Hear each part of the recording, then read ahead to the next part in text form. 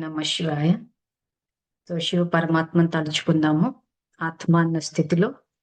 So నేను ఆత్మను, శాంతి స్వరూపాన్ని, శివ పరమాత్మ నా తండ్రి. సో అందరూ నాతో పాటు చేయండి. ఇది సహజ మార్గము, చాలా సులువైన మార్గము. సో ఇది ఎలా చేయాలా అన్నది స్క్రీన్ మీద వేసి చూపిస్తున్నాము.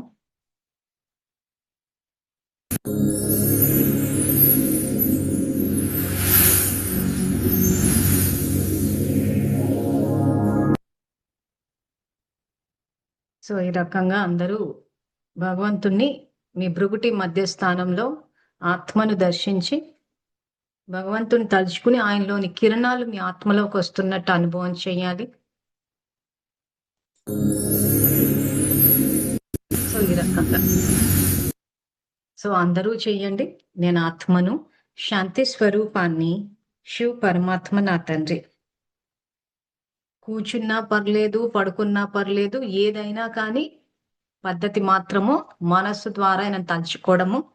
సో కాబట్టి నేను ఆత్మను, శాంతి స్వరూపాన్ని, శివ పరమాత్మ నా తండ్రి.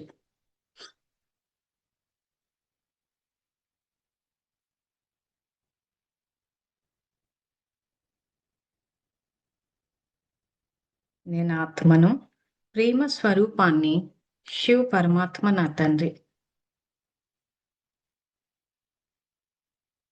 Recording in progress. నేను ఆత్మను, ప్రేమ స్వరూపాన్ని, శివ పరమాత్మ నా తండ్రి.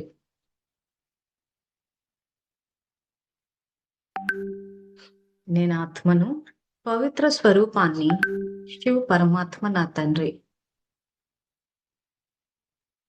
నేను ఆత్మను, జ్ఞాన స్వరూపాన్ని, శివ పరమాత్మ నా తండ్రి. సో నిదానంగా చెయ్యండి. నేను మీకు వాచాలో చెప్తున్నట్టు మీరు వాచా ద్వారా చేయకూడదు.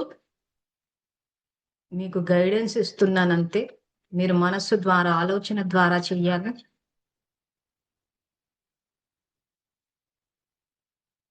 నేను ఆత్మను, జ్ఞాన స్వరూపాన్ని, శివ పరమాత్మ నా తండ్రి.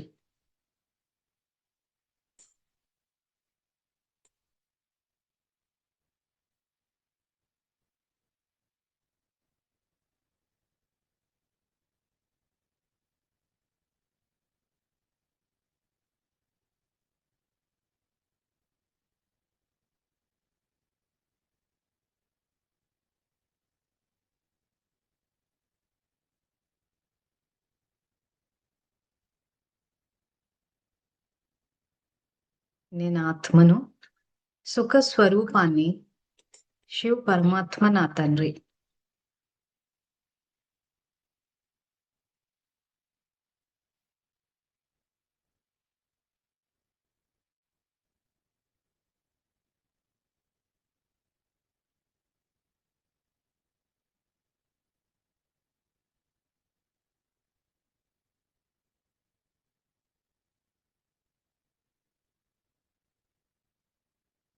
నేను ఆత్మని, ఆనంద స్వరూపాన్ని, శివ పరమాత్మ నా తండ్రి. నేను ఆత్మను, శక్తి స్వరూపాన్ని, శివ పరమాత్మ నా తండ్రి.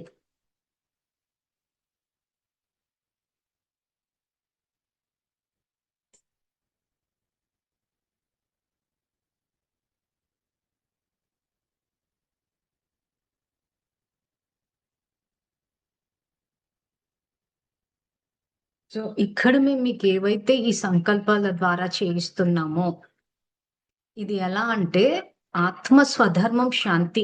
సో ఈ పాయింట్ అందరూ జాగ్రత్తగా వినాలి. ఎందుకంటే కొంతమంది ఇది జపం చేసినట్టు చేస్తుంటారు, మళ్ళీ మళ్ళీ పాయింట్ చెప్తున్నా గానీ ఆ మిస్టేక్ చేస్తూ ఉంటారు.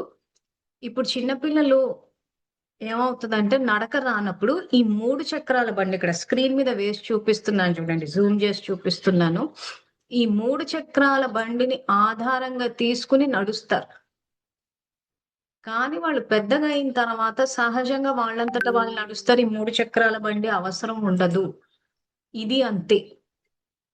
సో ఈ రోజు మీ ఆత్మలో స్వధర్మం అని ఏదైతే చెప్తున్నామో, ఈ శాంతి, ప్రేమ, పవిత్రత, జ్ఞానము, సుఖము, ఆనందము, శక్తిని, అది సహజంగా మీ నుంచి ఎమర్జ్ అవుతుంది, ఉద్భవిస్తుంది, తరంగాలు వస్తాయి. కానీ ఇక్కడ ఏమవుతుందంటే, మనం దేహం అన్న స్థితి ద్వారా పరధర్మంలో ఉంటున్నాం కాబట్టి, పరధర్మం అంటే కామ, క్రోధ, లోభ, మోహ, మదమాత్సర్యాలు ఉన్నప్పుడు ఆ తరంగాలు మన నుంచి వస్తున్నాయి. అందుకని ఇప్పుడు నిరాకారుని తలుచుకుని మన ఆత్మని శక్తిశాలిగా చేసుకుంటున్నాం. అంటే బ్యాటరీ చార్జ్ చేసినట్టు. ఈ పాయింట్ అందరికీ అర్థం కావాలి. అభ్యాసం చేస్తున్నాం అంటే ఇంకా మీకు ఈజీగా అర్థం అవ్వాలి అని అంటే, ఇప్పుడు భయం ఉందనుకోండి, భయాన్ని మీరు అనుభవం చేస్తున్నారంటే అభ్యాసం చేయట్లేదు కదా భయాన్ని. సో ఏం చేస్తున్నారు ఇక్కడ భయం విషయానికి వచ్చేసరికి, ఏదో చూసి అంటే నాకేమైపోతుందో, నా వాళ్ళకి ఏమైపోతుందో, నేను సంపాదించుకుంది ఏమైపోతుందో ఏమో అని ఇలా మీరు ఆలోచించినప్పుడు మీకు భయం అన్న ఫీలింగ్, ఆ భావన వస్తోంది. ఇది అంతే. ఈ రోజు అవగాహనతోటి నేను ఆత్మని, నేను నా స్వధర్మంలో ఉండాలి, ఉంటే నా జీవితంలో విషాదం పోతది అన్న అవగాహనతోటి మీరు గనక ఆలోచిస్తే, స్వతహాగా ఈ స్వధర్మమైన శాంతి, ప్రేమ, పవిత్రత, జ్ఞానం, సుఖము, ఆనందము, శక్తి మీకు అనుభవంలోకి వస్తుంది. ఇది సహజ స్థితి. సో ఇప్పుడు మీరు కొత్త వాళ్ళు అంటే చిన్న పిల్లలు అంటే ఇంకా ఇప్పుడే నేర్చుకుంటున్నారు కాబట్టి, ఇక్కడ పిల్లలకి ఏ రకంగా అయితే 3 చక్రాల బండి అవసరం అవుతుందో ఆధారం తీసుకోవడానికి, ఇలా మీరు కూర్చుని నేను ఆత్మని, శాంతి స్వరూపాన్ని, శివ పరమాత్మ నా తండ్రి అని చెప్పి అభ్యాసం చేయమని చెప్తున్నా. సో ఒక స్టేజ్ లో ఏమైపోతుంది, ఇంకా మీరు అభ్యాసం చేయాల్సిన అవసరం లేకుండా కళ్ళ ద్వారా ఏం చూసినా, చెవుల ద్వారా ఏం విన్నా మీ స్థితి స్థిరంగా ఉంటది. ఎందుకంటే మీకు శాంతితో ఉండడం మీకు ఇప్పుడు అలవాటు అయిపోయింది. ఇంకా బయట పరిస్థితులు ఎవరి క్రోధంతో ఉండనివ్వండి, ఎవరి ఆవేశంతో ఉండనివ్వండి, మీరు స్థితి స్థిరంగా ఉంటది. కాబట్టి అభ్యాసం చేసేటప్పుడు కళ్ళు తెరిచి చేస్తారు. కళ్ళ ద్వారా వ్యక్తులు కనిపిస్తుంటారు, వినిపిస్తుంటారు, ఇంట్లో శబ్దాలు, టీవీ అన్ని అలాగే ఉంటాయి. ఎవరికి ఏది చెప్పలేము. మన స్థితిని స్థిరంగా పెట్టుకుంటాం. అంటే మన సంకల్పాన్ని కదపొద్దు. నేను ఆత్మని, శాంతి స్వరూపాన్ని అన్న సంకల్పాన్ని కదపొద్దు. ఆ స్థిరత్వాన్ని మనం ఇక్కడ అభ్యాసం చేస్తాం. అభ్యాసం చేసినప్పుడు ఏమవుతుంది, కర్మక్షేత్రంలో వ్యక్తులు కనిపిస్తారు, వినిపిస్తారు, మంచి చెడు అన్ని కనిపిస్తాయి. కానీ మనం స్థితి స్థిరంగా ఉంటాము, బుద్ధి స్థిరంగా ఉంటది. మన ఆలోచనలు అదే స్థిత ప్రజ్ఞ స్థితి. సో ఇది యాక్చువల్ గా మనం చేయాల్సింది. కానీ ఇక్కడ ఏమైపోతోంది, మనం అభ్యాసం చేసిన తర్వాత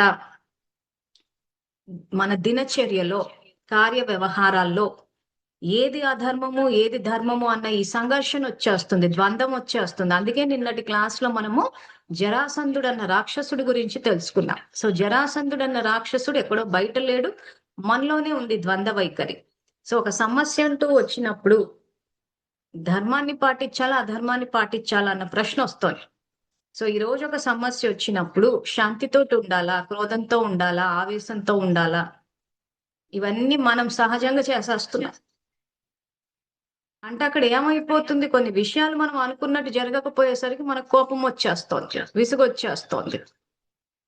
సో ఇప్పుడు ఈ ద్వంద్వ వైఖరిని మనం తీసేయాలి. సో యుద్ధం ఎక్కడ జరుగుతుంది, అంతర్యుద్ధం. సో భగవద్గీత ఏదైతే థియరీ చెప్పారో, ఈ థియరీని సామాన్య పౌరులకు అర్థం కావడం కోసమని రామాయణ మహాభారతాలు రాసి, ఆ మహాభారతంలో ఈ జరాసంధుడు అన్న రాక్షసుని పెట్టారు. సో ద్వంద్వ వైఖరి ఎక్కడుంది, మనలో ఉంది. దాన్ని ఎలా సంహరించాలి అనంటే ఆత్మబలంతో. భీముడు ఆత్మబలానికి నిదర్శనం. సో వ్యక్తి కాదు, జరాసంధుడు వ్యక్తి కాదు. సో అందుకే స్టేట్మెంట్ మళ్ళీ రిపీట్ చేస్తున్నాము. భగవద్గీత, రామాయణ మహాభారతాలు ఆత్మకి వర్తింపచేస్తే రైట్ ఆన్సర్స్ వస్తాయి, వ్యక్తులకు వర్తింపజేస్తే, దేహానికి వర్తింపజేస్తే రాంగ్ ఆన్సర్స్ వస్తాయి. సో ఇప్పుడు పరమాత్మ అవతరించి మనకి జ్ఞానాన్ని ఇస్తారు. ఇప్పుడు మనం చెప్తుంది థియరీ. ఆ తర్వాత జరాసంధుని సంహరించేటప్పుడు అక్కడే ఉండి గైడెన్స్ ఇచ్చాడు, ఈ రకంగా వేసేసే అని చెప్పేసి. అదే విధంగా భగవంతుడు కూడా శిక్షకుడు, ట్రైనర్ గా అయి మనకి థియరీని చెప్పి, కర్మక్షేత్రంలో మనకి పరిస్థితులు వచ్చినప్పుడు ఈ రకంగా మీరు నడుచుకోండి అని చెప్పి మనకు గైడెన్స్ ఇస్తాడు. ఎట్లా ఇస్తాడు, నేను ఆత్మని, శాశ్వత పరమాత్మ తండ్రి అన్న స్థితి మనకి కర్మయోగులమై ఉన్నప్పుడు మన బుద్ధికి టచ్ అవుతూ ఉంటది. ఆత్మలో శక్తి ఉంది కాబట్టి. సో ఆత్మలోకి శక్తి ఎక్కడి నుంచి వచ్చింది, నిరాకార శివ పరమాత్మ నుంచి వచ్చింది. అందుకే మహాభారతంలో జరాసంధుడి సీన్ చూపించేటప్పుడు ఆత్మబలంతో ద్వంద్వాన్ని సంహరించేటప్పుడు ఏ రకంగా చెయ్యాలి అన్న గైడెన్స్ భగవంతుడి నుంచి వచ్చింది. అంటే మన ఆత్మే మనకి ఇండికేషన్ ఇస్తుంది. ఆత్మలోకి జ్ఞానం శక్తి ఎక్కడి నుంచి వచ్చింది? పరమాత్మ నుంచి వచ్చింది. సో భగవద్గీత అన్నది అంతర్యుద్ధం గురించి చెప్పి, సో బయట సమాజంలో ఉన్న సమస్యల గురించి చెప్పలేదా అని అంటే ఇదే నాలెడ్జ్ సమస్య కూడా వర్తింప చేయాలి. ఉదాహరణకి ఎవరికైనా పోలీస్ కేసులు ఉన్నాయి అనుకోండి. సో ఈ రోజు మనం ఒక కేసు పట్టుకుని స్టేషన్కి వెళ్ళాము అని అంటే అక్కడ న్యాయము, జస్టిస్ అంటే ఏంటి? ఈక్వాలిటీ. అంటే మనం పోలీస్ స్టేషన్ గాని కోర్టులకు గాని ఎందుకు వెళ్తాము? ఈ సమాజంలో అందరికీ సమానంగా బ్రతికే హక్కులు ఉన్నాయి. కానీ ఎవరైనా మన హక్కుల్ని హరించినప్పుడు మనకు ఆ సమానత్వం కావాలి, ఈక్వాలిటీ, జస్టిస్, న్యాయం కావాలని వెళ్తాం. వెళ్ళినప్పుడు అక్కడ ఏమవుతోంది? ఏ రకంగా పోలీస్ స్టేషన్స్ నడుస్తున్నాయో అందరికీ తెలిసిన విషయమే. కేసులు రఫా దఫా చేసేయడము, డబ్బున్న వాడిదే రాజ్యం అన్నట్టు నడుస్తున్నప్పుడు మరి ఇదే భగవద్గీత జ్ఞానాన్ని అక్కడ ఎలా వాడతాము అని అంటే అక్కడ కూడా ఇదే పోలీసుల్ని వెళ్ళేటప్పుడు, స్టేషన్కి వెళ్ళేటప్పుడు నేను సేవ కోసం వెళ్తున్నాను. నిన్న కూడా మనం నేర్చుకున్నాం, పని కాదు సేవ. ఇంకా మనం ఏది చేసినా అన్ని సేవ. నేను సేవ కోసం వెళ్తున్నాను అని అనుకుని అక్కడ పోలీసుల్ని స్వధర్మమే చూడాలి. సో పోలీసులు నిజాయితీగా వ్యవహరించట్లేదు అని అంటే వాళ్ళలో లేదని కాదు, ఉంది. ప్రతి ఆత్మ స్వధర్మంలోనే ఉంటుంది. కానీ పరిస్థితుల ప్రభావం, మళ్ళీ పరిస్థితులు తప్పుపట్టడానికి లేదు. మళ్ళీ నేను ఆల్రెడీ రామాయణంలో 4వ భాగంలో అటు మంధరని, ఎక్కడ అయోధ్యలో, ఇక్కడ లంకలో విభీషణుడు ఎగ్జాంపుల్ కంపారిజన్ ఇచ్చి మరీ చూపించారు. సో అయోధ్య అంటే యుద్ధాలే లేవు, అందరూ ధర్మం ప్రకారం నడుస్తున్నారు. దశరథ మహారాజు పరిపాలిస్తున్నాడు. దశరథ్ అంటే ఈ రథము, దశరథ అంటే 5 కర్మేంద్రియాలు, 5 పంచతత్వాలు. అంటే పంచతత్వాలని ఆ తర్వాత ఇక్కడ ఏమైందంటే పంచతత్వాలు కర్మ అంటే ఇవేవైతే 5 కర్మేంద్రియాలు ఉన్నాయో, సో ఇక్కడ ఇవి ప్రకృతిని, లేదా ఇక్కడ కామ క్రోధ లోభమోహ అహంకారం, సో మదమాత్సర్యం అని వస్తుంది ఇక్కడ భగవద్గీతలో. కానీ ఇవి అహంకారం కిందకే వస్తాయి. అంటే ఎప్పుడైతే నేను ఆ దేహం అన్న అహంకారంలోకి వచ్చినప్పుడు ఇవి బయటకు వస్తున్నాయి. సో వాటిని అంటే ఈ కామక్రోధ లోభము అహంకారాన్ని, ఆ తర్వాత ఈ పంచతత్వాలతో చేసిన శరీరం, ఈ పంచతత్వాన్ని జయించాడు. అందుకే దశరథుడు అన్నాడు. అటువంటి రాజ్యంలో మంతర్ ఏం చేసింది? వెళ్ళి కైకేయికి చెప్పింది భరతుడే పరిపాలించాలని. అంటే మరి అటువంటి ఇప్పుడు ఈ రోజు మనం పరిస్థితుల్ని తప్పుపడుతున్నామే గాని పరిస్థితులు అనుకూలంగానే ఉన్నాయి. దశరథ మహారాజు పరిపాలిస్తున్న అయోధ్య అంటే యుద్ధాలే లేవు, అంత ధర్మం ప్రకారం నడుస్తున్న చోట కూడా కైకేయికి ఆ బుద్ధి ఎక్కడి నుంచి వచ్చిందంటే తన సొంత బుద్ధి. పరిస్థితులు బయట ఏం అలా లేవే. మళ్ళీ అదే విభీషణుడు లంకలో చూస్తే అంత రాక్షసులే, పెద్ద పెద్ద విలన్లు అంతా. రావణాసురుడి నుంచి మైరావణుడు, ఎంతో మంది రావణాసురులు ఉంటారు. మళ్ళీ కుంభకర్ణుడు, ఇంద్రజిత్తు, సో అంత రాక్షసులమయం ఉన్న పరమాత్మ సాంగత్యంలో ఉన్నందుకు ఆయన వచ్చిన ధర్మస్థాపనకు సంయోగం ఇచ్చాడు కాబట్టి నెగ్గాడు ఆయన సాంగత్యంలో ఉన్నాడు. సో ఇది ఇక్కడ మనము జరాసంధుడిని ఇక్కడ సంహరించాలి అని అంటే ద్వంద్వం మనలోనే ఉంది. సో కాబట్టి పోలీస్ స్టేషన్ కి వెళ్ళేటప్పుడు కూడా వాళ్ళలో నిజాయితీ ఉంది కానీ వాడటం లేదు. సో మనం చూసేటప్పుడు జ్ఞాన నేత్రంతో వాళ్ళ స్వధర్మాన్నే చూస్తాం కాబట్టి పోలీసులు నిజాయితీ పరులు అన్న సంకల్పంతో వెళ్తాం. సో ఇప్పుడు ఏమైంది? నాలో ఉన్న ద్వంద్వ వైఖరిని నేను సంహరించాను నా ఆత్మబలంతో.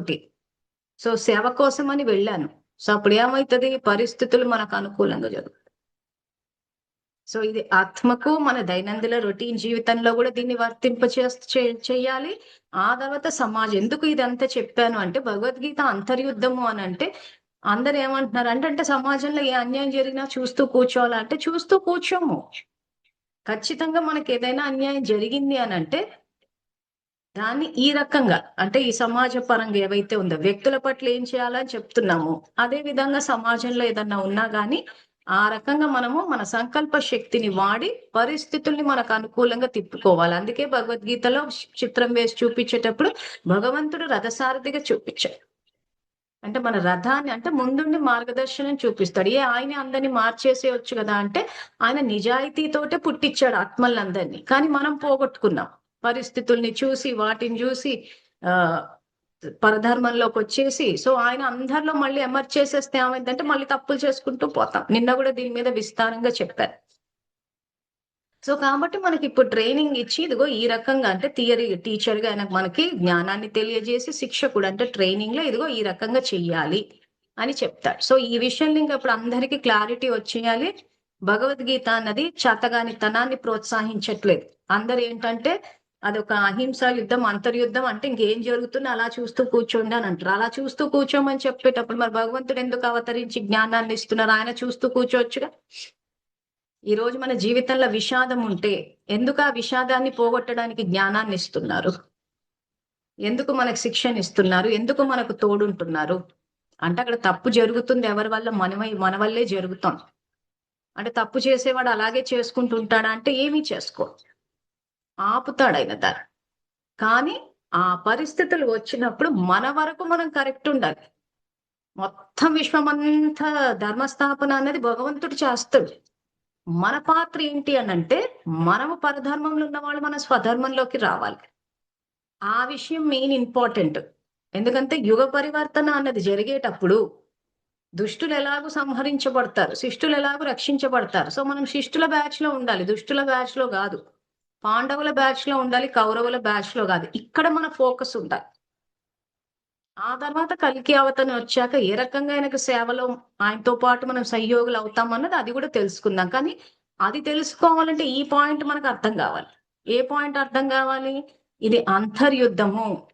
మనలో ఉన్న కామక్రోధ లోభమోహ మదమాత్సర్యాలన్న రాక్షసులని మనం సంహరించాలి. ద్వంద్వ వైఖరి ఏదైతే ఉందో దీన్ని మనం సంహరించాలి. సో జరాసంధుడు వ్యక్తి కాదు, భీముడు వ్యక్తి కాదు. భీముడు అంటే మనలో ఉన్న ఆత్మబలము, జరాసంధుడు అంటే మనలో ఉన్న ద్వంద్వ వైఖరి. సో దాన్ని మన వివేకాన్ని ఉపయోగించి సో ఈ రకంగా మనం దీన్ని ప్రయోగం చేసినప్పుడు మనకు అనుభవం వస్తుంది. దాన్నే వివేకం అన్నారు. సో ఆ వివేకాన్ని ఉపయోగించి పరిస్థితుల్లో ఎప్పుడు వచ్చినా ఇంకా ద్వంద్వ వైఖరిని వాడొద్దు, ఇంకా స్వధర్మంలోనే ఉండాలి. భగవంతుడు ఎంత చెప్తే అంత. ఆ తర్వాత ఆయనే సంయోగం ఇస్తాడు అంటారు కాబట్టి ఇంకా సత్యత అన్న నావ ఊగుతుంది తప్పితే మునగదు. ఈ నమ్మకం మనకు ఉండాలి ఆయన పైన. అమ్మో ఏమైపోతుందో ఏమో, ఏం చేస్తుంటే ఏమీ కాదు. ఆయన తోడున్న అర్జునుడు ఓడిపోయాడా? ఓడిపోలేదుగా. సో అర్జునుడు అంటే ఎవరు? ఇక్కడ జ్ఞానాన్ని అర్జించే ఆత్మ కథ ఇది, ఆత్మజ్ఞానం ఇది, బ్రహ్మజ్ఞానం ఇది. సో దీనికి సంబంధించి శ్లోకాలు కూడా చూద్దాం మనము. సో 2వ అధ్యాయము 33వ శ్లోకం ఇది.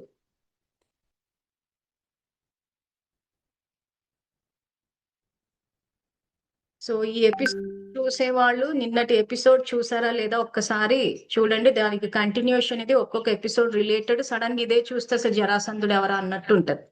తర్వాత కాపీ రైట్స్ వస్తున్నాయి అని చెప్పి యూట్యూబ్ లో అప్లోడ్ అయినప్పుడు ఆ వీడియో తీసేసాము కాపీ రైట్స్ ఇష్యూ వల్ల. సో యూట్యూబ్ కి వెళ్ళి చూసుకోండి. లింక్ వాట్సాప్ గ్రూప్లలో కూడా పోస్ట్ చేసాం మేము. వాట్సాప్ గ్రూప్ ఉన్న వాట్సాప్ లో చూసుకోండి, జూమ్ ద్వారా అటెండ్ అవని వాళ్ళు. సో ఇప్పుడు 2వ అధ్యాయము సాంఖ్యయోగాల 33వ శ్లోకంలో నీవు ఈ యుద్ధం చేయడానికి తిరస్కరిస్తే స్వధర్మ ఫలాన్ని, కీర్తిని పోగొట్టుకుని స్వధర్మ త్యాగ ఫలితమైన పాపాన్ని పొందుతావు అంటున్నారు. సో ఏ యుద్ధం చేయాలి? నిన్న మనం చూపించినట్టు మన ఆత్మబలంతో ఇక్కడ యుద్ధం చెయ్యాలి. మనలో ఉన్న రాక్షసుల పైన సంహరణ. సో అది గనక చేయడానికి మనం తిరస్కరిస్తే స్వధర్మ ఫలాన్ని, సో స్వధర్మం అంటే ఏంటి? ఇక్కడ మనలో ఉన్న దైవీ గుణాలు, ఆ ఫలాన్ని పొందడం అంటే ఏంటి? దాన్ని మనం అనుభవంలోకి తెచ్చుకుంటాం. ఈరోజు శాంతి, ప్రేమ, పవిత్రత అన్న ఈ దైవీ గుణాల యొక్క సుగంధాన్ని మనం ఆస్వాదించలేకపోతాం. వాటి వల్ల వచ్చే ఫలం ఏదైతే ఉందో శ్రేష్ఠ ఫలాలు, ఆ ఫలాలని పొందలేకపోతాం. సో కాబట్టి అప్పుడు ఏమవుతుంది? కీర్తిని పోగొట్టుకొని అంటే ఇంకా బెనిఫిటే లేదు అక్కడ, ఇంకా నష్టపోవడమే. స్వధర్మ త్యాగ ఫలితమైన పాపాన్ని పొందుతాం. అంటే స్వధర్మాన్ని త్యాగం చేసేసాం, పరధర్మంలోకి వెళ్ళిపోయాం, ద్వంద్వ వైఖరిలోకి వెళ్ళిపోయాం. సో ద్వంద్వ వైఖరిలోకి వెళ్ళిపోయినప్పుడు ఏమైపోతుంది? జరాసంధుడు లాగా మనము, జరాసంధుడు అన్న రాక్షసుడు మనలో ఉండి ప్రవర్తించడం అంటే కాసేపు ధర్మము, కాసేపు అధర్మము, అసలు ఏది ధర్మమో అసలు అధర్మాన్ని పాటించి ధర్మం అనుకుని ఫైనల్ గా ఇంత పాపాన్ని పోగేసుకొని కూర్చుంటాం. సో కాబట్టి అర్జునుడి విషాద యోగంలో ఏదైతే నేను నా వాళ్ళ మీద అంటే రాక్షసులు అంటే మహాభారత యుద్ధంలో ఏదైతే కౌరవులు ఎదురుగా ఉన్నప్పుడు వీళ్ళంతా నా వాళ్ళు అనుకున్నాడు. ఈ రోజు ద్వంద్వ వైఖరి ఏదైతే ఉందో అది రైట్ అంటున్నారు. అంటే నా జీవన విధానం ఇది, దీన్ని నేను సంహరించలేను అంటున్నాడు. అంటే భయం వేసింది, అంటే శక్తి కోల్పోయింది ఆత్మ. సో మనిషి అన్న తర్వాత ఈ రోజున్న పరిస్థితుల్లో చెడు రాదా చెప్పండి, సంఘర్షణ రాదా? అంటే అవతల వాళ్ళు అలా ప్రవర్తించినప్పుడు ఆలోచించాల్సి వస్తుంది కదా అని ఇన్ని కారణాలు కనిపిస్తున్నాయి. ఇన్ని కారణాలు రావడం వల్ల వ్యర్థం వస్తుంది తప్పితే సమర్థులం కాలేకపోతున్నాం. సో అందుకే భగవంతుడు మనకి జ్ఞానాన్ని ఇస్తున్నారు. కాబట్టి ఇప్పుడు ఎవరికి వాళ్ళు ఈ భగవద్గీత తెలుసుకునే వాళ్ళు ఎవరికి వాళ్ళు భగవంతుడు తమకే ఈ జ్ఞానాన్ని చెప్తున్నారని నన్ను చూడొద్దు. నేను జస్ట్ ఏంటంటే మీకు సంయోగం ఇస్తున్నాను. అసలు జ్ఞానం చెప్పింది భగవానుడు. ఇక్కడ గురువు ఎవరంటే శివ పరమాత్మ, టీచర్ ఎవరంటే శివ పరమాత్మ, శిక్షకుడు ఎవరంటే శివ పరమాత్మ, తండ్రి ఎవరంటే శివ పరమాత్మ, స్నేహితుడు ఎవరంటే శివ పరమాత్మ. నేను కాదు, నేను ఊరికే మీకు జస్ట్ చెప్తున్నాను ఎక్కడ ఏది ఉందా అని చెప్పి. చెయ్యాల్సింది మీరు, మీకు తోడుగా ఉండేది భగవంతుడు. శక్తి వచ్చేది ఆయన నుంచి, నా నుంచి కాదు. సో ఇప్పుడు ఈ విషయాన్ని తెలుసుకుని మీకు క్లాస్ స్టార్టింగ్ లో ఏదైతే భగవంతుడి కనెక్ట్ అవ్వాలని చెప్తున్నామో ఎవరికి వాళ్ళు కనెక్ట్ అవ్వాలి. ఇప్పుడు మేము చెప్పేది కూడా ఎంతవరకు రైటా రాంగా అని చెప్పి తర్కించాల్సిన అవసరం లేదు, నమ్మమని కూడా మేము చెప్పట్లేదు. మీ బుద్ధిని వాడండి, భగవంతుడి కనెక్ట్ అవ్వండి, మీకే అర్థమవుతుంది ఇంతకీ ఇది రైటా రాంగా అని చెప్పి. ఎందుకంటే ఇప్పుడు దీని తర్వాత భగవంతుని అవతరణ గురించి చెప్పినప్పుడు బయట విన్నదొకటి, ఇప్పుడు విన్నదొకటి. ఈ జరాసంధుడి సంహరణే ఉందనుకోండి, మామూలుగా చూపించేశారు సినిమాల్లో గాని మహాభారతలే గాని, కానీ అసలు ద్వంద్వ వైఖరిని చంపాలి, మన ఆత్మబలంతో చంపాలన్న ఈ practical life, Mahabharata practical life అన్నది బయటికి రాలి. సో వింటుంటే కొంచెం కొత్తగా ఉంది కాబట్టి ఆ ఇలా ఉంటుందా అని అనిపించవచ్చు, కానీ తిరస్కరించే ముందు ఒక్కసారి భగవంతుడి కనెక్ట్ అయ్యేది ఎంతవరకు రైట్ అని తెలుసుకోండి.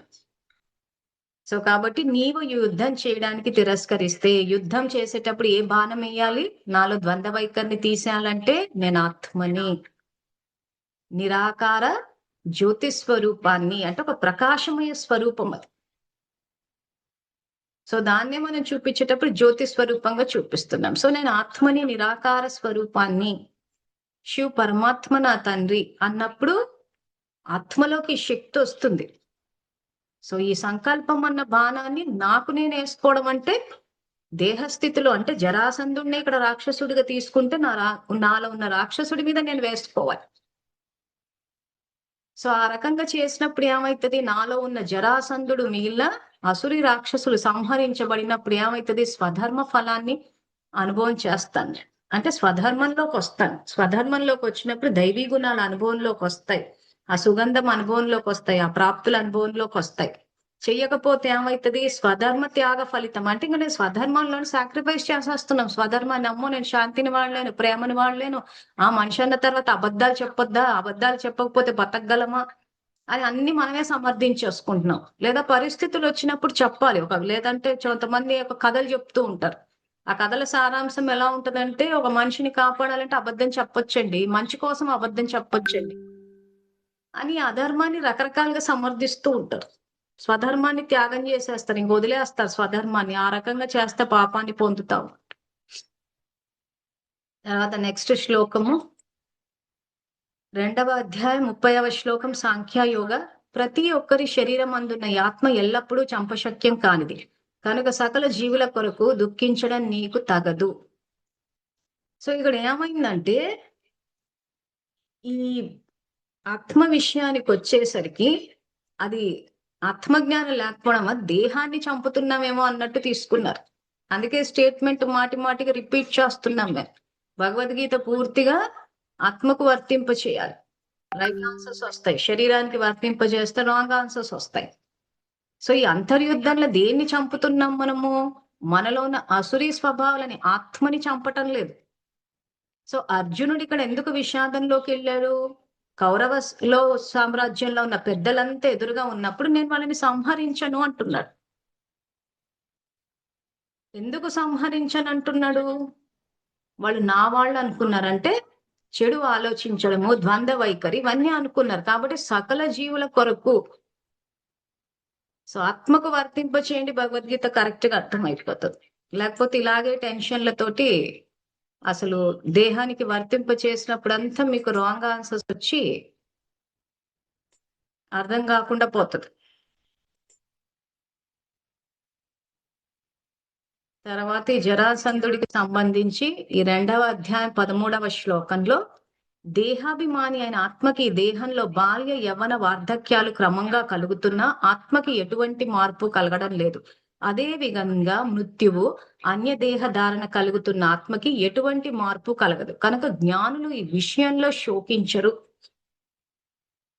సో ఆత్మ అజర్ అంటే దానికి రోగాలు లేవు, వృద్ధాప్యము లేదు. ఎందుకు వృద్ధాప్యం వచ్చింది దానికి? ఎందుకు రోగాలు వచ్చాయి అంటే వ్యర్థ సంకల్పాలు చేస్తున్నందుకు. సో కాబట్టి దేహాభిమాని, ఈ పదం చూడండి అందరూ, దేహాభిమాని అయిన ఆత్మకి ఈ దేహంలో బాల్యం యవ్వనం వార్ధక్యాలు క్రమంగా కలుగుతున్నాయి. సో ఈ రోజు జన్మ తీసుకున్న తర్వాత బాల్యము యవ్వనం వరకే భగవంతుడి సృష్టి ఉంది. ఆ తర్వాత దీర్ఘాయువుతోటి బతికి ఆ తర్వాత శరీరాన్ని వదిలేస్తారు. అసలు అంటే భగవంతుని సృష్టిలో మృత్యువు లేదు. మృత్యు అంటే ఇక్కడ ఆత్మ గురించి ఆయన చెప్పేది, శరీరాన్ని వదిలేస్తుంది అంతే. సో అదే విధంగా మృత్యు, కానీ పదం వాడడం అయితే మృత్యు అని వాడారు, అంటే ఇంకా శరీరాన్ని వదులుతుందని. సో భగవంతుని సృష్టిలో యాక్చువల్ గా అది లేదు, అంటే డెత్ డస్ నాట్ ఎగ్జిస్ట్. ఈ రోజు మనం కొన్ని విషయాలకు ఎందుకు భయపడుతున్నామంటే అమ్మో చనిపోతామేమో. సో ఇక్కడ భగవానుడు ఏమంటే యాక్చువల్ గా మీరు చనిపోవట్లేదు, ఈ శరీరాన్ని వదిలేస్తున్నారు. అంటే ఇంత తేలికగా నా చెప్పడం అని కొంతమంది మేము జ్ఞానం చెప్పేటప్పుడు కొంచెము వెటకారంగా అంటారు, చెప్పినంత ఈజీ అవుతుందా అని. అంటే మీ జీవితంలో మీరు భగవంతుడితోటి సమానమైన స్థితి, ఎందుకంటే ఈ జ్ఞానాన్ని తెలుసుకున్న వాళ్ళు నన్నే పొందుదురు అంటే దాని అర్థం ఏంటి? భగవంతుని స్వరూపంలో అంటే ఆయన సమానంగా దైవీ గుణాలతో వస్తాం. సంతోషం శాశ్వతంగా ఉంటుంది, స్థితప్రజ్ఞ స్థితి ఉంటుంది, విషాదం పోతుంది. అది పోవాలి అనుకుంటే ఇంకా జ్ఞానాన్ని యాక్సెప్ట్ చేయాలి, మనలో ఉన్న రాక్షసులని సంహరించాలి. రాక్షసులందరినీ అలాగే పెట్టుకుని చెప్పడం ఈజీ అంటే ఇదే మరి ద్వంద్వ వైఖరండి. ఓ పక్క పూజలు చేస్తున్నారు, ఓ పక్క భగవంతుని నమ్ముతున్నాము అంటున్నారు, భగవంతుడు అంటే నాకు ఇష్టం అంటున్నారు, మళ్ళీ ఆయన చెప్పే మాట వినరు అంటున్నారు. అంటే ఎవరు మాట్లాడుతున్నారు? జరాసంధుడినే పెట్టుకుని కూర్చున్నాం ఇక్కడ. సో జరాసంధుడి మాట వింటున్నామా, భగవంతుడి మాట వింటున్నామా అంటే జరాసంధుడి మాట వింటున్నాం. ద్వంద్వ వైఖరితో బతకండి అంటున్నారు. సో జరాసంధుడి ద్వంద్వ వైఖరితో బతకమంటే అలాగే బతికేస్తున్నాం. భగవంతుడు అంటే ఇష్టం అంటాము, మరి ఆయన మాట వినమా? ఆజ్ఞాకారులం అవమా? పూజలు చేస్తున్నామను అనుగ్రహించమంటున్నారు, సో ఆయన అనుగ్రహిస్తున్నాడు, జ్ఞానాన్ని ఇస్తున్నాడు, శక్తి ఇస్తున్నాడు. సహజము సింపుల్ గా నేను ఆత్మని నిరాకార స్వరూపాన్ని అని అనుకున్నప్పుడు ఆత్మస్థితిలోకి వస్తే రాక్షసులంతా సంహరించబడతారు. అది చేయమంటే ఆయనే జ్ఞానం ఇస్తున్నాడు, ఆయనే శక్తి ఇస్తున్నాడు, ఆయనే మనం వెంటుంటే అన్ని చేసినా కానీ నేను ఆ సంకల్పాన్ని చెయ్యను అంటే సంకల్పము ఆయనే ఇస్తున్నాడు, శక్తి ఆయనే ఇస్తున్నాడు.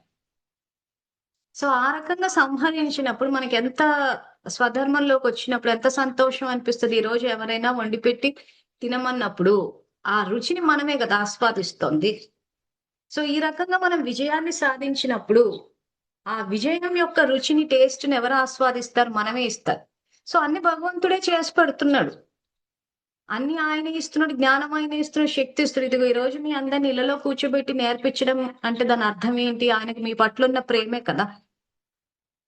సో మీ పట్ల ప్రేమ ఉంది కాబట్టి మీరు చేసుకున్న పుణ్యానికి ఈ రోజు జ్ఞానాన్ని ఇస్తున్నారు, అది మీ ఇళ్లలో కూర్చోబెట్టే ఇస్తున్నారు. మళ్ళీ టైం లేదనకుండా కన్వీనియంట్ టైం రాత్రి 9 గంటలకే స్టార్ట్ అయింది, ఈ టైంకి చాలా మటుకు పని అయిపోయి ఉంటది. లేదు అవ్వలేదు అన్న జస్ట్ ఒక ½ సింపుల్ గా చెప్పేశారు. సో అన్ని నేను చేస్తాను అంటున్నాడు. ఈ రోజు ఎవరైనా వండి పెట్టి తినమంటే కనీసం తిని ఆస్వాదించాలి కదా. మేము అది కూడా చేయమంటే ఇంకా జీవితంలో సంతోషం ఏముంది? ఇంకా ఏం ఆస్వాదిస్తాము జీవితం యొక్క మాధుర్యాన్ని? సో ఇది అంతే, ఆయన జ్ఞానాన్ని ఇస్తున్నాడు, శక్తిని ఇస్తున్నాడు, ఇచ్చి ఆ ద్వంద్వ వైఖరి తీసేయండి అంటున్నాడు. క్రోధము, లోభము, అహంకార రాక్షసుని సంహరించండి అంటున్నాడు. ఏ రకంగా సంహరించాలి? సంకల్పం అన్న బాణం. అదే మన సినిమాల్లో 2 బాణాలు వచ్చినట్టు చూపించి ఒక బాణం పడిపోతూ ఉంటది.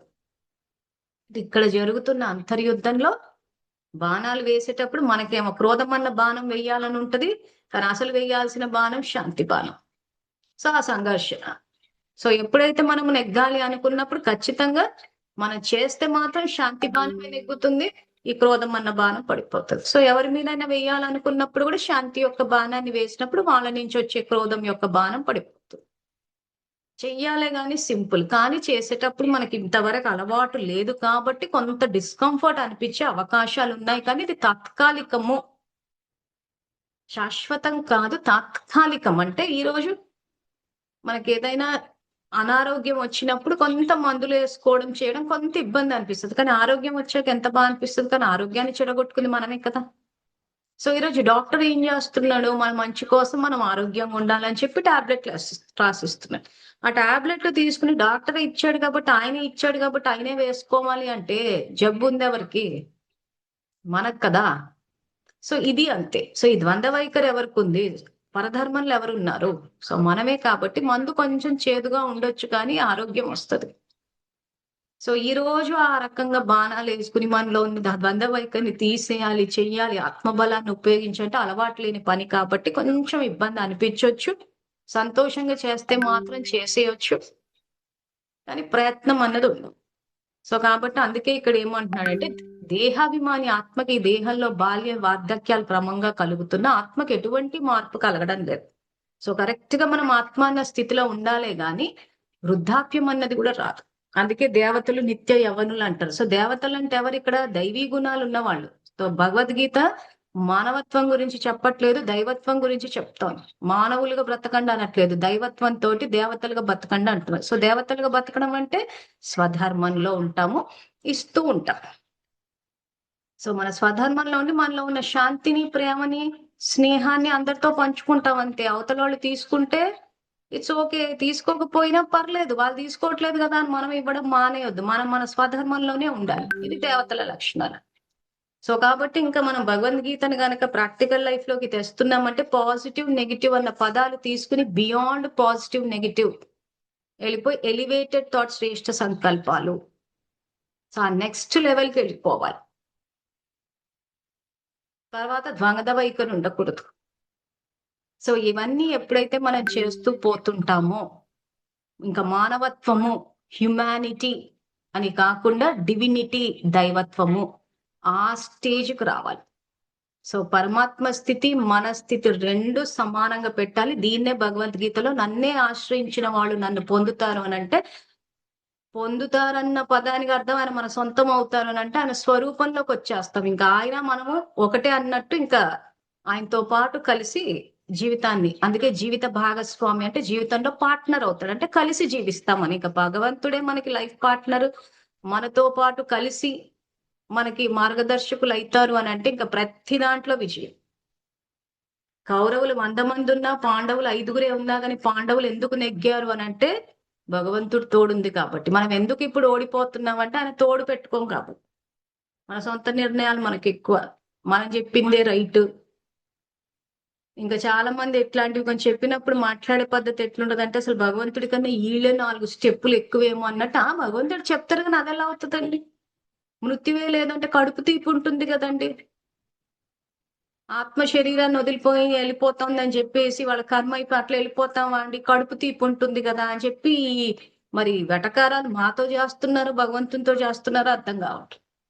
వాళ్ళంతా భక్తులు, ఎప్పుడు చూసినా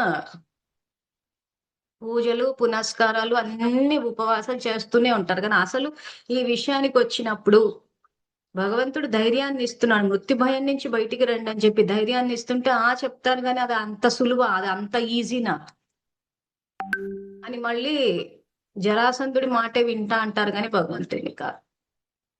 సో కాబట్టి ఇది ఏంటంటే ఎవరికి వాళ్ళు నిర్ణయం తీసుకోవాల్సిన విషయం. ఇంతకు భగవద్గీత, రామాయణ, మహాభారతాలని ప్రాక్టికల్ లైఫ్ లోకి తీసుకురావాలా వద్దా అన్నది లేదు. మేము ఇలాగే పారాయణ చేసుకుంటూ ఉంటాం అంటే మాత్రము ఆ భగవంతుని సాంగత్యం ఏదైతే ఉందో, ఈ రాక్షసుల్ని, మనలో ఉన్న రాక్షసుల్ని సంహరించి విజయులు అవ్వాల్సిన ఆ విజయం, ఆ విక్టరీ ఏదైతే మనం ఎక్స్పీరియన్స్ చేయాలనో ఈ కలియుగంలో, అది మిస్ అయ్యే అవకాశం ఉంటుంది. సో కాబట్టి ట్రై చేసి చూడండి. మీకేమైనా డౌట్లు ఉంటే రేపు 9వ తారీఖు నేను 9 గంటలకు డైరెక్ట్ గా మీతో మాట్లాడతాను. మీరు ఎంతవరకు అర్థం చేసుకున్నారు, ఏం చేశారు, అవన్నీ మనం తెలుసుకుందాము. సో దాన్ని బట్టి రాబోయే క్లాసులు కూడా చేస్తాము. ఆ తర్వాత భగవంతుడు ఏదైతే అవతరిస్తారని చెప్పారో, యదా యదా హి ధర్మస్య, తర్వాత పరిత్రాణాయ సాధూనం అని ఈ శ్లోకాలలో నేను అవతరిస్తాను అని చెప్పాను. సో అవతరణ ఎలా జరుగుతుంది అన్నది రేపటి క్లాస్ లో, అంటే రేపు మీ ప్రశ్నలు తర్వాత క్లాస్ లో తెలుసుకుందాం. కానీ కొంత మీ గైడెన్స్ మీరు కొంచెం చదువుకుని క్లాస్కి వస్తే మంచిది. కాబట్టి ఆయన అవతరణకు సంబంధించిన శ్లోకాలు నేను వాట్సాప్ గ్రూప్ లో పోస్ట్ చేస్తాను. ఈరోజు టైం తీసుకుని చదవండి. ఎందుకంటే నేను క్లాస్ తీసినప్పుడు అంటే మీకు చెప్పేటప్పుడు అవి ఆల్రెడీ చదువుకుని వస్తే ఇంకా బాగా అర్థమవుతుంది. ఎందుకంటే భగవంతుడు నిరాకారుడు అని చెప్తున్నాం. నిరాకారుడు అని చెప్పినప్పుడు 4వ అధ్యాయంలో నేను ఈ జ్ఞానాన్ని సూర్యుడికిస్తే, సూర్యుడు మనువుకిస్తే, మనువు ఇక్ష్వాకుడికి ఇచ్చాడన్నాడు. సో ఈ సూర్యుడు, మనువు, ఇక్ష్వాకుడు ఎవరని అర్థం కాదు. మరి సూర్యుడు, మనువు ఇక్ష్వాకుడికి ఇస్తే, ఇప్పుడు మళ్ళీ కల్కిలోకి వచ్చి నేను ధర్మస్థాపన చేస్తాను, మళ్ళీ అవతరిస్తాను అని అంటే ఏం జరుగుతుంది అన్నట్టు. సో కాబట్టి ఇవన్నీ మనకు అర్థం కావాలి అంటే ఇప్పుడు మీకు స్క్రీన్ మీద ఇంకోటి ఇది వేసి చూపిస్తుంది, భవిష్యమాలిక పుస్తకంలో నుంచి తీసుకున్నది. అంటే ఇది ఒక హోంవర్క్ కింద తీసుకోండి. నేను శ్లోకాలన్నీ పోస్ట్ చేస్తాను. సబ్జెక్ట్ సింపులే, కన్ఫ్యూజ్ కావద్దు. సో 4వ అధ్యాయంలో మొదటి శ్లోకం, నేను ఈ జ్ఞానాన్ని సూర్యుడికి ఇస్తే, సూర్యుడు మనువుకి ఇస్తే, మనువు ఇక్ష్వాకుడికి ఇచ్చాడు అన్నారు. మరి అలాంటప్పుడు దశావతారాల్లో 10వ అవతారం కల్కి అంటున్నారు. సో నేను కల్కి ద్వారా ధర్మస్థాపన చేస్తాను అంటున్నాడు. అంటే మరి సూర్యుడు, మనువు, ఇక్ష్వాకుడు ఎవరు? మరి కల్కి ఎవరు? సో భగవద్గీతలో సూర్యుడు, మనువు, ఇక్ష్వాకుడు అని చెప్పారు. మా భాగవతంలో ఏమొచ్చింది? దశావతారంలో కల్కి ద్వారా చేస్తాను అంటున్నారు. సో ఇది భవిష్యమాలిక మహాపురాణము 2వ భాగంలో ఇక్కడ పేజ్ నంబర్ 31లో. సో భగవంతుడు అవతరణ అంటే వ్యక్తిని ఆధారంగా తీసుకుని వస్తాడు. ఆ వ్యక్తులు ఎవరంటే ఆయన ఆజ్ఞాకారులు. సో మనలోకి ఆయన శక్తి, అనే వ్యక్తి కాదు, ఒక శక్తి.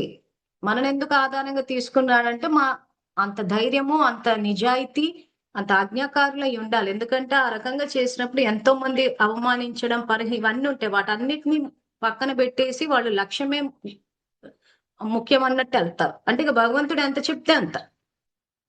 ఇలా మనలాగా ఇంకా కూర్చుని ఏదో ఇంత మాట అన్నారంటే మొహం మాట చేసుకోవడం, నన్ను ఇంత మాట అంటారా అంటారు, ఇంకెక్కువ ఆలోచించడం, ఓవర్ థింకింగ్ ఎక్కువైపోయి ఇంకా కొంతమంది జ్వరాలు కూడా తెచ్చేసుకుంటారు. ఏమైనా కొంత చిన్న విషయం జరిగిపోయి అలాంటి వాళ్ళని పెట్టుకుని ఆయన ధర్మస్థాపన చేయలేడు కదా. సో ఆయన సత్యమైన భక్తులు చేస్తారు. సో ఈ రోజు ఇందాక చెప్పినట్టు చేసే పూజలు చేస్తూ ఉంటారు. ఈ రోజు భగవంతుడి జ్ఞానం ఇది, ఈ రకంగా కోపాన్ని అధిగమించి అది అంత ఈజీగా అంతేనంటే అక్కడ భగవంతుడి మాటకు విలువ లేనట్టే కదా. చెప్పినంత ఈజీనా అంటారా? ఎన్నో చెప్తారు. లేదు పారాయణం కాదు ప్రాక్టికల్ కి తెండి అని అంటే, పారాయణం చేయకపోతే ఎట్లా? భక్తిలో చెప్పారు కదా పారాయణ. అవును చెప్పారు భక్తిలో. సో ఒకవేళ మీరు డైరెక్ట్ గాని తలుచుకోలేకపోతే భక్తి విధి విధానాల ద్వారా వచ్చారన్నారు. సో ఆయన చెప్పేది ఒకటి, ఇక్కడ చేసేది ఒకటి అన్నట్టు. భక్తి నుంచి వచ్చిన ధర్మాన్ని పాటించాలి కదా, భక్తిలో ధర్మం ఉండాలి కదా.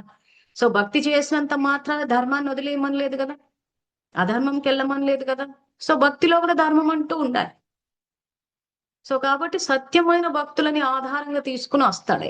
ఆ శ్లోకాలు నేను గ్రూప్ లో పోస్ట్ చేస్తాను, ఒకసారి చదవండి. చదివిన తర్వాత నేను దాని గురించి విస్తారంగా చెప్పినప్పుడు మీకు ఈజీగా అర్థమవుతుంది. సో ఇది భవిష్య పురాణము 31వ పేజీలో ఒక భవిష్యమాలిక అనేది ఒరిస్సా భాషలో రాశారు. సో తెలుగు అనువాదం ఇది. సో పైన శ్లోకం ఉంది. ఆ శ్లోకం అర్థం ఏంటంటే, ప్రభువు సాంసారిక కర్మలలో ఉండును కానీ వారిని ఎవరూ గుర్తించలేరు. సో 2025 ఆల్రెడీ ఆ వ్యక్తి జన్మ తీసుకునే ఉన్నారు. ఆ సత్యమైన భక్తులు ఎవరైతే ఉన్నారో ఆయనలోకి భగవంతుని యొక్క శక్తి వస్తుంది. సో భగవంతుడు వ్యక్తి కాదు, శక్తి. అందుకే ఈ పాయింట్ నిరాకారుడు అన్న విషయం అర్థం కావాలి. కానీ వారిని ఎవరు గుర్తించలేరు. భగవాను కల్కి ధర్మస్థాపన చేసే వరకు కూడా వారిని ఎవరు గుర్తించలేరు. కానీ కొందరు భక్తులు భగవంతుని ఎందుకు కొంతమంది గుర్తిస్తున్నారు? అందరూ హిందువులు ఎందుకు గుర్తించట్లేదంటే ఇందాక చెప్పిన కారణమే. ప్రాక్టికల్ లైఫ్ లోకి తేమంటున్నారు, ఆయన మాట వినమంటున్నారు, భక్తి చేస్తామంటున్నారు, కానీ భక్తిలో ధర్మం లేదు. అసలు గుడికి వెళ్ళినప్పుడు చూడండి, ఆ లైన్ లో నిలబడి ఒక తోసుకోవడం కాదు, ఒక నెట్టుకోవడం కాదు, ఓపికలు ఉండవు అసలు. తోసుకోవడము, చెయ్యడము, అసలు లైన్లలో వెళ్ళేటప్పుడు ముసలి వాళ్ళు, పిల్లలు ఉన్నా పట్టించుకోకుండా పరిగెట్టుకుంటా తోసేసుకుంటా, మరి దాన్ని ఎక్కడ భగవంతుని యొక్క ధర్మాన్ని పాటిస్తున్నాం? కనీసము ముసలి వాళ్ళు ఉన్నారని చెప్పన్నా కొంతన్నా ఆలోచించాలి కదా. పిల్లలు ఉన్నారు, ఆడవాళ్ళు పిల్లల్ని ఎత్తుకొని వెళ్తూ ఉంటారు, పరిగెట్టడమే పరిగెట్టడం, తోసేస్తుంటారు, కొంతమంది పడిపోతూ ఉంటారు, కొంతమంది మోచేతి పెట్టిన తోస్తుంటారు. ఎక్కడుంది భక్తిలో ధర్మం అసలు?